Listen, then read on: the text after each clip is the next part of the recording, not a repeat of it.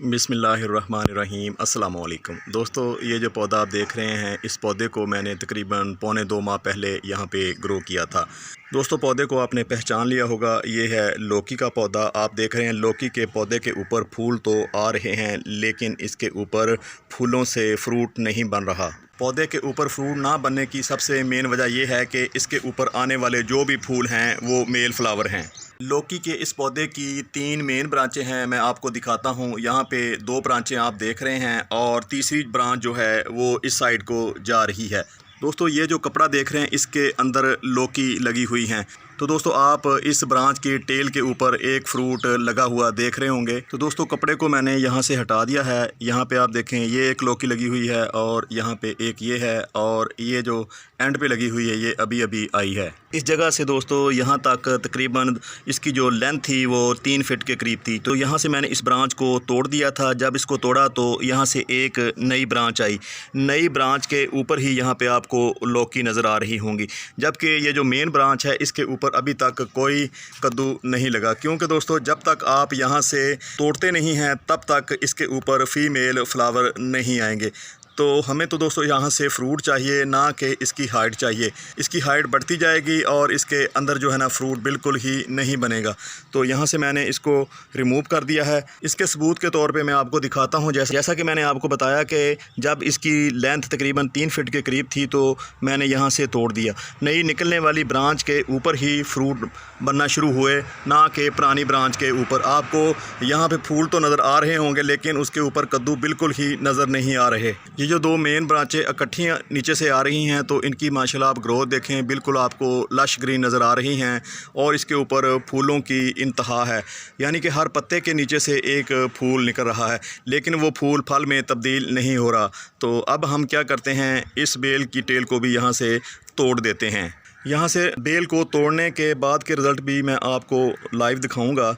आपको दिखाऊंगा कि यहाँ से रिमूव करने से पौधे को कितना फ़ायदा होता है और हमें भी इसका कितना फ़ायदा होता है। इसके ऊपर जैसे ही हम तोड़ेंगे तो यहाँ से जो नई ब्रांच निकलेगी उसके ऊपर फ़ीमेल फ्लावर आएंगे। मेल फ्लावर जो हैं पौधे के ऊपर पहले से मौजूद हैं, जबकि फ़ीमेल फ्लावर पौधे के ऊपर नहीं आ रहे। अब हमने यहाँ से इसको तोड़ दिया है, तो इंशाल्लाह इसके ऊपर जो नई ब्रांच आएगी उसके ऊपर फ़ीमेल फ्लावर होंगे और ये जो पुरानी ब्रांच है इसके ऊपर मेल फ्लावर होंगे। ये आने वाली ब्रांच के ऊपर फ़ीमेल फ्लावर जैसे ही आएगा तो यहाँ पे मेल फ्लावर पहले से मौजूद होगा, तो इनकी बहुत आसानी से पॉलिनेशन हो जाएगी। अल्लाह पाक ने हर पौधे का अपना निज़ाम रखा हुआ है। ये जो कद्दू का पौधा है इसके ऊपर 2 तरह के फूल आते हैं, मेल फ्लावर और फीमेल फ्लावर। जबकि बाज़ पौधे ऐसे होते हैं उनके ऊपर एक तरह के ही फूल आते हैं और उस फूल के अंदर दोनों तरह के ज़रदाने मौजूद होते हैं। मिसाल के तौर पे यहाँ पे आप मिर्च का पौधा देख रहे हैं, इसके ऊपर एक तरह का फूल आता है और उस फूल के अंदर मेल पॉलन भी मौजूद होते हैं और फीमेल पॉलन भी मौजूद होते हैं। जैसे कोई हशरात या हवा चलती है या हमारी बॉडी इस पौधे के साथ टच करती है तो पॉलिनेशन का जो अमल है वो मुकम्मल हो जाता है। दोस्तों, पॉलिनेशन के अमल को तेज़ करने के लिए शहद की जो मक्खियाँ होती हैं वो बहुत ही अहम किरदार अदा करती हैं। अगर आपके घर में शहद की मक्खी का छत्ता लगा हुआ है तो फिर आपके पौधे के ऊपर आने वाला हर फूल फल में तब्दील होगा। तो दोस्तों, मैं हाज़िर हूँ 5 दिन के बाद। आप देख रहे हैं जैसे ही हमने इसकी टेल को यहाँ से तोड़ा, हमारे कद्दू के पौधे के ऊपर कद्दू लगना शुरू हो गए। तो देखें आप, यहाँ पे 5 दिन के अंदर 1, 2 और यहाँ पे देखें ये 3 और चौथा कद्दू यहाँ पे लगा हुआ है। अगर हम इसको यहाँ से ट्रिम ना करते तो हमारी बेल की जो लेंथ है वो बढ़ती जानी थी, इसके ऊपर फ्रूटिंग बिल्कुल ही नहीं होनी थी। तो अब देखें जैसे ही हमने इसको यहाँ से ट्रिम किया, लौकी बनना शुरू हो गई। दोस्तों, इसी ब्रांच के ऊपर लौकी नहीं बनी। मैं आपको दूसरी ब्रांच भी दिखाता हूँ जिसको मैंने यहाँ से ट्रिम किया था, लेकिन इसके ऊपर लौकी बनी हैं, अभी छोटी हैं और इसकी तादाद जो है वो भी कम है। यहाँ पे आप देखें ये लौकी बन रही है। दोस्तों, अब हमें अपने इस पौधे को ऐसे ही नहीं छोड़ देना, हमें इसकी मुकम्मल देखभाल करनी होगी ताकि ये जो इसके ऊपर कद्दू बने हैं इनका साइज़ जो है वो जल्दी से जल्दी इंक्रीज़ हो। फल को बढ़ाने के लिए हमें ऐसी खाद का इस्तेमाल करना होगा जिसमें नाइट्रोजन की क्वांटिटी ज़्यादा हो। दोस्तों, यहाँ पे एक बात काबिले गौर है। यहाँ पे मैं अपने हाथ को ऐसे करके आपको दिखाता हूँ। ये 6 से 7 इंच का एरिया है।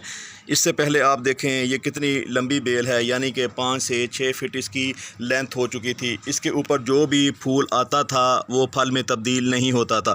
फूल बहुत आए लेकिन उनमें से कोई भी कद्दू नहीं बना। आप देखें जिस पत्ते के भी नीचे देखते हैं, हर पत्ते के नीचे दोस्तों आपको कोई ना कोई फूल नज़र आएगा, लेकिन एक भी फूल फल में तब्दील नहीं हुआ। नीचे से देख लें आप, यहाँ से ऊपर तक कोई भी लौकी जो है पौधे के ऊपर नहीं बनी। जैसे ही हमने यहाँ से इसको ट्रिम किया, पौधे की जो लंबाई थी वो कम हो गई, यानी कि वहीं पे स्टिल हो गई।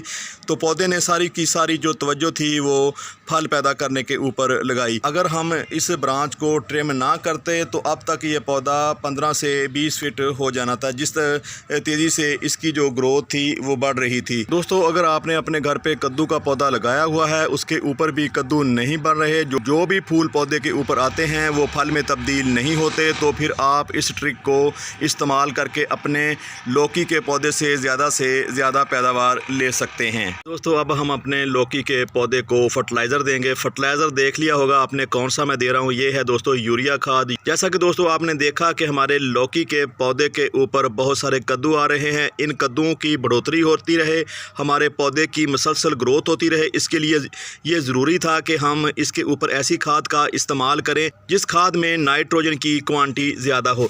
दोस्तों, इस खाद का आपने बहुत सोच समझकर इस्तेमाल करना है, ख़ासकर जब आप इस खाद को गर्मियों में इस्तेमाल कर रहे हों, क्योंकि इस खाद में बहुत ज़्यादा नाइट्रोजन होती है। अगर दोस्तों नाइट्रोजन की मिट्टी में ज़्यादती हो जाए तो पौधे हमारे जल जाते हैं। दोस्तों, जिस ग्रो बैग में हमने लौकी का पौधा लगाया हुआ है, इस ग्रो बैग का साइज़ जो है वो 24 बाई 24 है।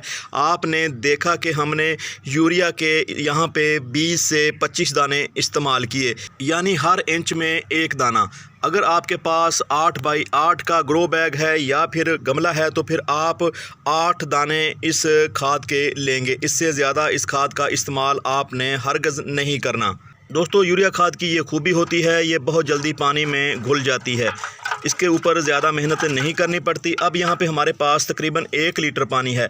हम इस 1 लीटर में कम से कम 2 से 2.5 लीटर और पानी शामिल करेंगे। अगर हम ऐसे ही इस पानी को पौधे को दे देते हैं तो मुझे डर है कि कहीं हमारा ये लौकी का पौधा ज़ाया ना हो जाए। दोस्तों, एक बात और काबिल गौर है, जब भी आप यूरिया जैसी खाद अपने पौधों को दें, खाद देने से पहले गमले की मिट्टी को आप सादे पानी से नम कर दें। आप डायरेक्ट खाद का इस्तेमाल ना करें। अगर आप ऐसा करेंगे तो भी डर रहेगा कि कहीं आपका पौधा मुरझा ना जाए।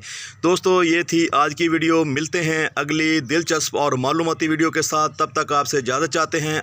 अगर दोस्तों आप हमारे चैनल पे पहली बार हैं तो हमारे चैनल को सब्सक्राइब कर लें। अगर दोस्तों आपको ये वीडियो अच्छी लगी है तो हमारी इस वीडियो को भी लाइक कर दें। जज़ाकल्लाह। अस्सलाम वालेकुम व रहमतुल्लाहि व बरकातुहू।